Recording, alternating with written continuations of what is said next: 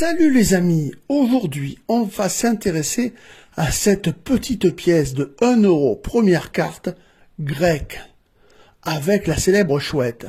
Dans un premier temps, on va regarder une annonce et on va l'analyser ensemble. Après, on va regarder toutes les caractéristiques de cette pièce. Et pour finir, on verra tous les tirages et les tarifs réels. Et ça, c'est après le générique. Générique!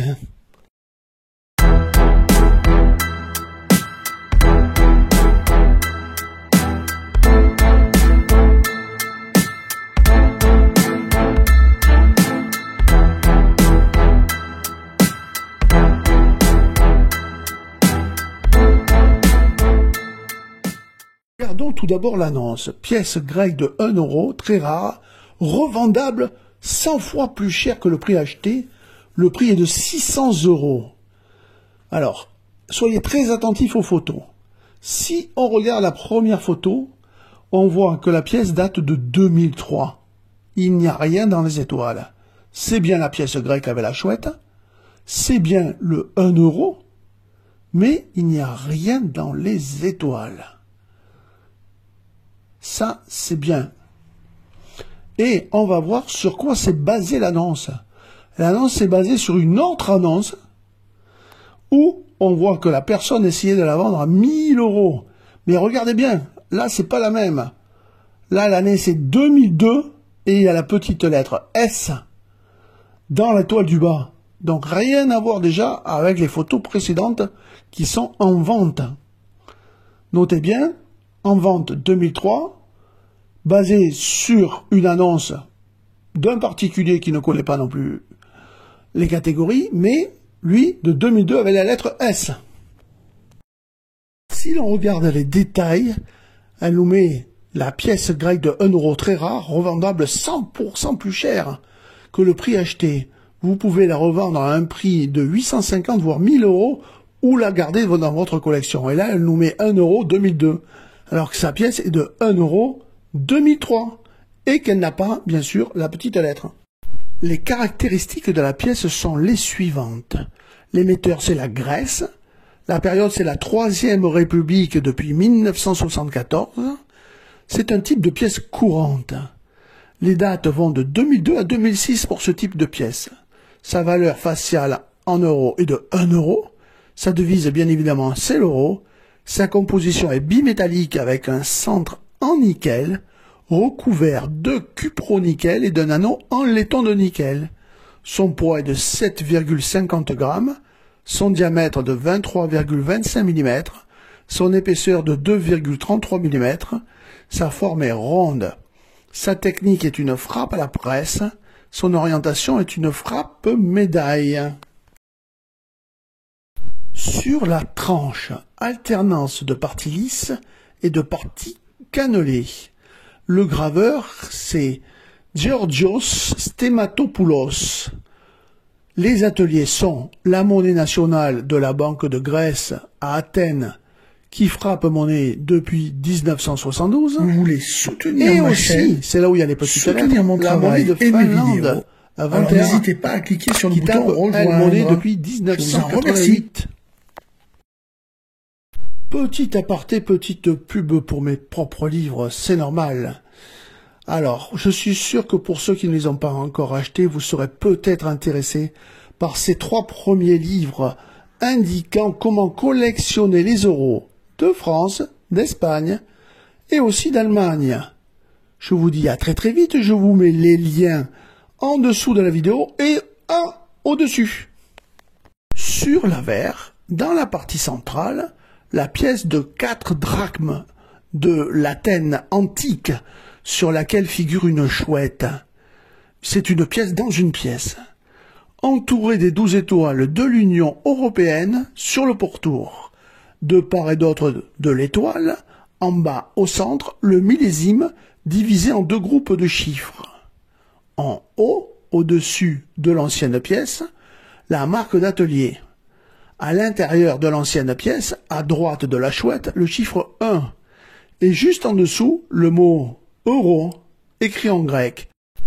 Avant de commencer les tirages, il est bon à savoir qu'en 2002, l'official issue Hellenic Coin 7, produit par la monnaie de Dutch, la version néerlandaise du blister grec de 2002, a été émise en 2002 avec un tirage seulement de 5000 pièces. La seule différence visible avec la version grecque et la version néerlandaise du blister est l'autorité émettrice, à savoir le ministère grec de l'économie et le ministère grec de l'économie et des finances. Venons-en maintenant au tirage. D'abord, on va commencer au tirage de la pièce que la personne essayait de vendre à 1000 €, celle où il y a la petite lettre S, et qui a été tirée, bien sûr, en Finlande. Et vous allez voir, il y a une autre partie de la même année qui a été tirée en Grèce. Donc c'est l'année 2002.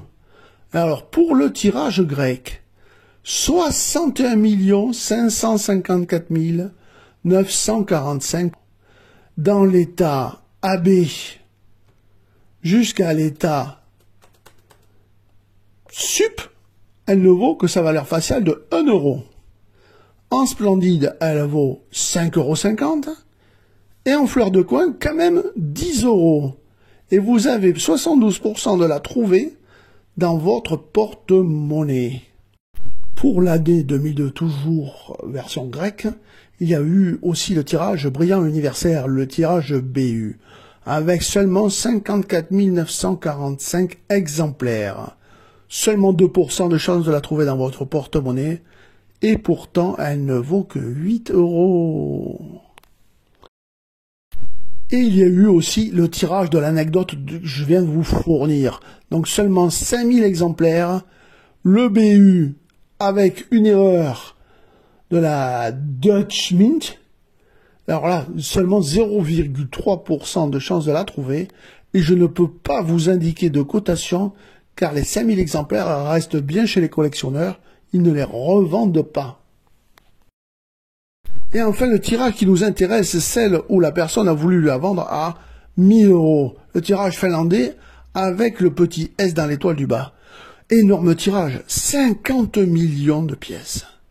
De AB à TTB, elle ne vaut que sa valeur faciale de 1 €. Par contre, en sup, au lieu d'être à 1 €, on passe à 3 €. En splendide, à 6 €. Et enfin, en fleur de coin, on gagne 1 € car elle passe à 11 €. Et on a 31% de chance de la trouver dans son porte-monnaie.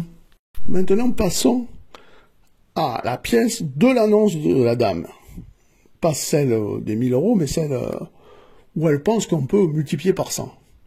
Donc, alors, le tirage monstrueux. 11 millions de pièces pour 2003. De AB jusqu'à TTB, on est à 1 €. En sup, on passe à 3 €. En splendide, on passe à 6 €.